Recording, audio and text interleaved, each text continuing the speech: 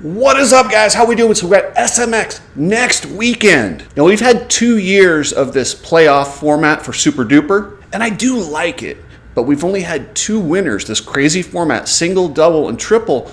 I thought likely we're going to see some people we didn't expect getting championships and race wins. It hasn't played out that way. The best guys have won each year. Deegan's got 2 championships. Jett's got 2 championships. Can anyone dethrone them, or are they both going to three-peat? So Steve Mattress and Pulp MX, he has officially sold his soul publicly. I knew he'd done it privately a long time ago, but he's officially, publicly, not even worried. He thinks you guys can't notice, but I'm going to go into that. And I want to talk a little bit about World Supercross. This lineup looks stacked. We got some good riders heading to World Supercross. They're looking like a really formidable series this year. If you got some aches and pains, try Nano Extreme. It gets through all 7 layers of your skin to get to your problem area. I'm telling you, try Nano Extreme. Head over there, use code Cooksy and get free shipping. Complete Racing Solutions. Coach Rob's got express programs for busy professionals. He's got programs specifically for young athletes. And in a couple days, we're giving away the $250 gift certificate to one of the lucky members. I will announce it at the end of the show, but you will get a $250 gift certificate to Coach Rob's programs. And if you head over to Shop Cooksy, you can still help out TJ. There's a couple more packages left, but this is the last opportunity. After today, if you don't get it done in the next day or 2, it will be off the table. So to head over to Shop Cooksy and get your pack. What this does is this supports TJ's effort to go race the adaptive race, the adaptive national championships. You get $145 worth of stuff for $75, and 100% of that goes to TJ. So hurry up, get over there and help out TJ. And I had Noah on from Veltrogen Peptides. I'm telling you, these things are amazing. It will change the way you feel about life, and they're healthy. I can't believe more people don't use these things. A lot of you guys have ordered, but you haven't actually gone through it. The way the regulations are, you can't use a credit card or typical methods of payment. You have to Zelle, PayPal the money over to them, and then they take it, and then they take your product and send it. I know, it feels like a scam. I'm going to go ahead and personally guarantee anyone, if you Zelle money and you don't get your products, hit me up. I will personally pay you back. That's how confident I am in them not screwing you over and getting you exactly what you want. So head over to Veltrogen and get your peptides. You need people like me so you can point your fucking fingers and say, that's the bad guy. So SMX, we got 3 rounds this year, and there's some pretty cool rounds. First, they go to Charlotte, and that's on the drag strip. It's during the day. It's pretty hot. It's a 2-moto format. And the first round, it's big, but it's only single points. So if you don't win the first round, it's not the end of the world. And then they go to St. Louis. It's an indoor facility, but it will still be kind of a hybrid type track. They have a supercross section. They have a tamed down outdoor style section. They've really done a good job with these tracks. I've been super impressed. I like the SMX series. I wish they'd reduce the regular season, as they call it, so these guys aren't racing 31 times. I would like to see them racing more like 20 to 25 times. But from there, they go to St. Louis inside the dome. And one thing about St. Louis is it's got the best dirt in America. Every rider that has gone to that supercross said, listen, St. Louis has the most fun, most predictable, most traction dirt that you could ever have. And I'm really excited to see what they've done with that track, because they were allowed to use a lot more floor space and really open it up. So you're not going to see a traditional supercross. That race is double points. If you're not in it on that one, you're going to have a hard time when they get to Vegas. Then we go to the 3rd and final round here in Las Vegas, Nevada, where it's triple points. I would say winner take all, but it's not quite like that. But it is important to win that final round or have a big enough gap that you can. I mean, every year, the way it's set up, it will come down to the last round in both championships. And to see Deegan win 2 in a row was amazing. I'm telling you, with a single, double, triple format, one mistake could cost you everything. You have a bad day at round 2 or round 3, your championship's over. That's how fast it can go away. So for those guys to have 2 and be looking at going for 3 in a row with Hayden Deegan, damn, I would love to see him do it his last time on a 250. But I'll tell you what, there's a lot of guys. I mean, shoot, look at Cole Davies in that last or in the last outdoor round. He didn't win that moto. He got the win on paper, but he didn't actually win the moto. But he's so much better of a supercross rider than he is an outdoor. And with 2 extra weeks with somebody that young to heal and get it going, man, He's going to be tough. He's going to be right there. He might end up winning the whole thing. But don't look for Deegan to roll over. He wants to go out with 3 straight championships. And you don't think these guys care the entire next year when you got that blue and yellow number? That means something. That means you're the baddest dude. And you can take the red plate on or off, but that yellow number, that means something to these guys, and it's a big honor. Same thing for Jett Lawrence. He's got 2 in a row already, and nobody's had these yellow plates except for Hayden and Jett. Will we see something different in 2026? I'll tell you what, Chase Sexton wants it. I don't care what his issues are with KTM. He will put those aside and go for it. He was a little bit burned out for outdoors. He's very frustrated with some of the things going on at KTM. He's got 3 more rounds to finish out his time on the KTM. And one thing about Chase Sexton is he will give you effort till the very end. If he's not going to give you effort, he's not going out there. And I can respect that. But he specifically sat out those last couple rounds. He could have came back. He was a little sore, but he really just wanted to prepare. He wants that yellow number on his bike. That will look really good on the Kawasaki. So look for Chase Sexton to come in there on a mission. I don't know if he can get it done, but in that 3-round format, Chase is coming for it. But he has a tendency to make mistakes, and the way this format is, if he does it in the 2nd or 3rd round, it will cost him big time. But if I'm making my predictions right now, I have to go with Deegan and Jett, the obvious picks. They're the ones, they're the number 1 seeds, they're the ones to beat. But with this wild format, we've seen relatively traditional series, the way they've played out. I don't think that's going to happen 3 years in a row. I just don't see, with a single, double, and triple, to see a series that finishes with the same guys on top. Man, I just don't know how that happens. So one of these 2 guys is going to, at least one of them is not going to win. I don't know how or why, but there's too many variables for each of these guys to three-peat. Then we go on to the donations, which is the biggest scam in sports. Promoters getting upwards of $20 million. The riders are paying their own money to go race this. Yes, they get $2,500 in travel. That doesn't do anything. That doesn't even cover a lot of the expenses they have on race day, let alone the entire experience. Needless to say, they're racing for the country, and we all get on board. We all feel like we're part of that USA team, and that will be fun. And then we head into World Supercross, and World Supercross has had a rocky start. They came in and they said they're going to do this, they're going to do that. They did the classic overpromise, underdeliver, and it hurt them big time. It really hurt their credibility. They came in that first year, looked okay. 2nd year, sucked. It was that was a big failure, that 2nd year. So then they got I don't know if it's complete new ownership or new management, but there's a different group running the series now, and they did a hell of a job last year at promoting it. They went and got Eli Tomac to battle with Ken Roczen. He's your defending champion.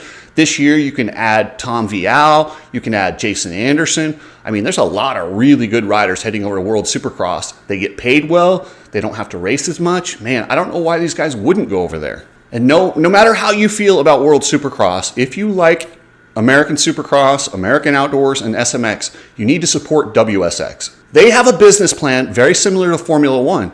So the better these guys do, the more money they have to bring in riders and make the sport grow. And what this will do is this will put pressure. If riders can find out, wait, I can do this short World Supercross series and make more than I can racing indoors and outdoors in the United States, yes, that is going to draw the riders. It's taking a little while. It's not quite what they'd hoped.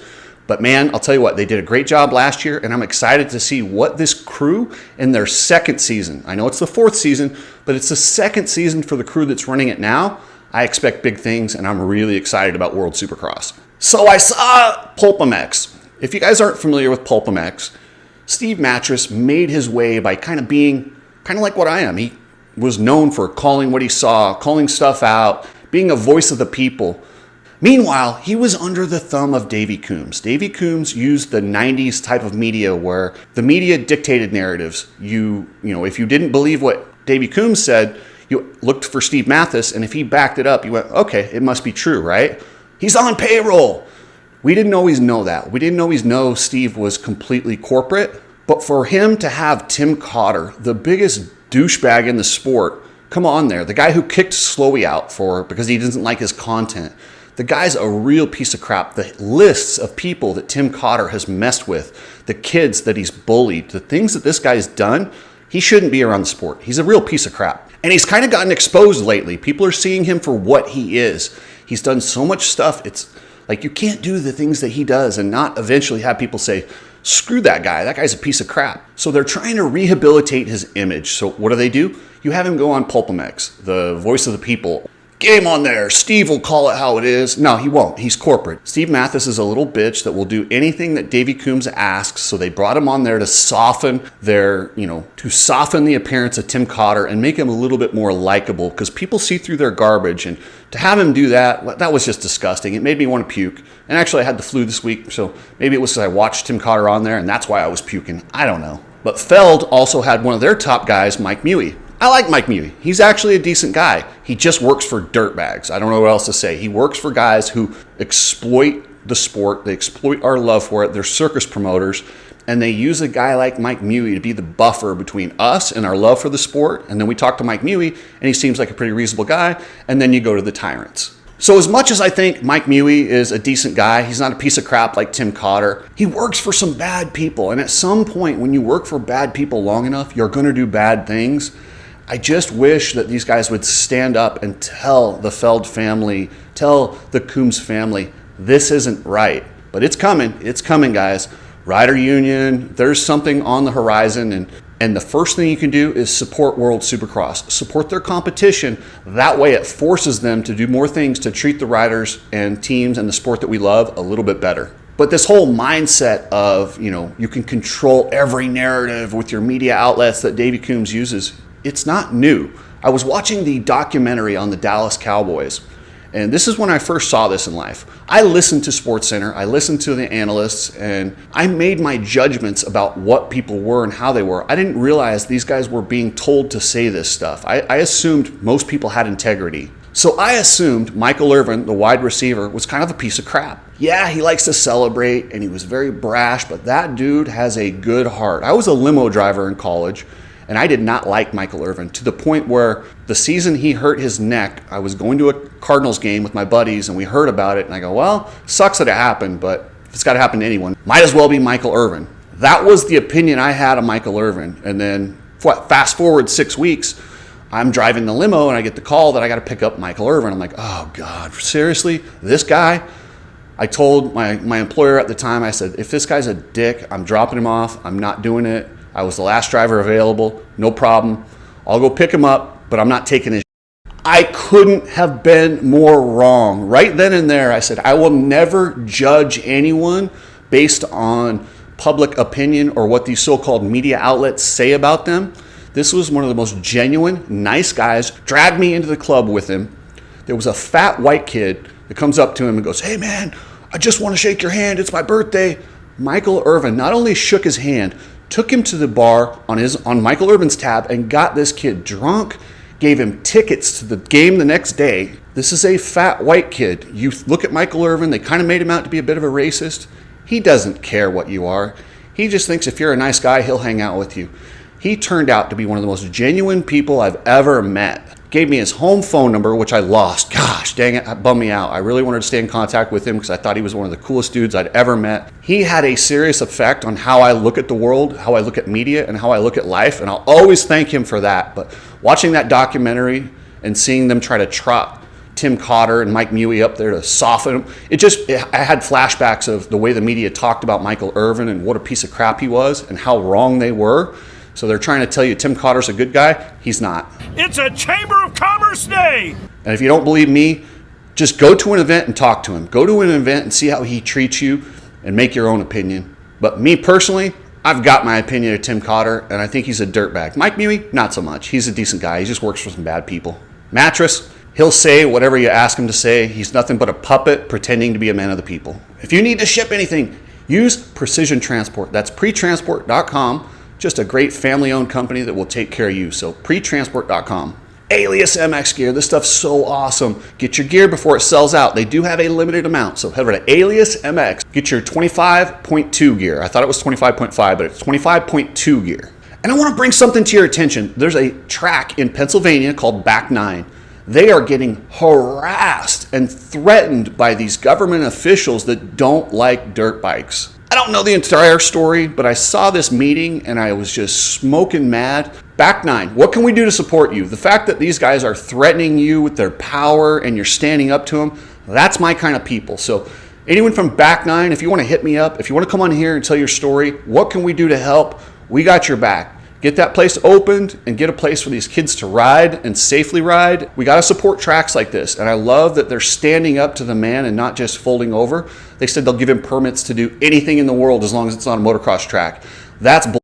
But I commend you guys for standing up and trying to protect what we love. And while it's dangerous and while it's expensive, damn, I love it. It's so much fun, and it has given me some of the best people in my life, and I appreciate you guys standing up for it. Thank you, members. I appreciate everything. One of you is going to win an NIU Power Sports XQi3 electric motorcycle, a brand new one, not the one I've been riding. You will get a brand new one. We're giving that away in just a couple months in December. At the end of December, one of you members will win this electric motorcycle. Thank you, guys. I appreciate everything. Here's your member of the day. Let's start this off by saying, we got them. The illegal sale of American motorcycle racing. I present a case that reveals how the American Motorcyclist Association's 2008 sale of its racing properties constituted an illegal transfer of public trust into private hands. My name's B Mazy, and I'm here to stir shit up. So I made a song for you guys. You know, it's crazy that the riders still gotta pay to race, even though these guys are just filling their pockets because they're money hungry, greedy, stupid mother ex-circus owners, but still got the same mindset for the Supercross. Screw Feld, screw the AMA, and screw Rob Dingman.